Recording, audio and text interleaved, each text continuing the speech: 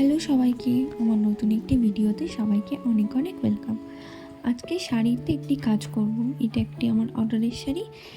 এটি আমাকে অর্ডার দিয়েছে আমার একটি দিদি। তো বলেছিল সাদা শাড়ির ওপরে কাজ করতে, আমার ইচ্ছা মতো কাজ করতে এবং একটু কলকার কাজ করতে। তো আমি যেমন কথা তেমন কাজ, আমি সেই মতো বসে পড়লাম কলকার কাজ করতে। তো এই যে আমি কাজটা করছি, এটা একটা পাড়ের কাজ। তো ফার্স্টে আমি পেন্সিল দিয়ে এঁকে নিয়েছিলাম, তারপর আমি রং দিয়ে ভরাট করি। এটা আমার প্রথম শাড়ির ওপর কাজ করা।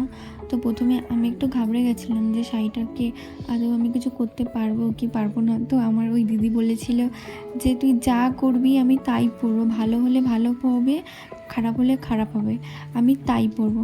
তো ওর কথা মতনই আমি ফার্স্টে পেন্সিল দিয়ে এঁকে নিয়েছিলাম, যাতে কোনো ভুল না হয়। একেবারে রং দিয়ে দিয়ে আমি ফার্স্টেই দিয়ে দিই, যদি খারাপ হয়ে যায় সেই জন্য আমি ফার্স্টে পেন্সিল দিয়ে এঁকে নিয়েছিলাম, যাতে কোনো ভুল না হয়। তো ফার্স্টে পেন্সিল দিয়ে এঁকে আমি বড় কলকাগুলোকে রং করি, তারপর ওর ওপর দিয়ে ছোট ছোট আমি কলকা দিই, আম কলকা দিই, যাতে আরও সুন্দর লাগে দেখতে। এইভাবেই আমি পুরো পাড়ের নিচটা পুরো করেছিলাম। আর এখন যে কাজটা করছি সেটা হলো শাড়ির আঁচলের ওপর কাজ। তো এই শাড়ির আঁচলের ওপর আমি ময়ূর কলকা রেখেছিলাম, একটা বড় আমি ময়ূর এঁকে তারপরে আমি ভরা ভরা করে কলকা দিয়েছি, বড় ছোট সব ধরনেরই কলকা দিয়েছি। তো এই কাজটা কেমন লেগেছে তোমরা অবশ্যই আমাকে জানিও। তো আমার এই ময়ূর কলকা করতে আমি প্রথমে ভেবেছিলাম একটুও ভালো হবে না, পরে কমপ্লিট হওয়ার পরে খুবই ভালো লেগেছে আমার। তো যার শাড়ি তারও খুবই ভালো লেগেছে। তো তোমরা যদি এরকম কলকার কাজ করাতে চাও তো আমার সাথে অবশ্যই কন্ট্যাক্ট করতে পারো। এছাড়াও আমি ময়ূর কলকা বাদে একটি বড় একটি কলকা করে আঁচলের করে, তো ওটা একটা ফুল টাইপের আমি করেছিলাম।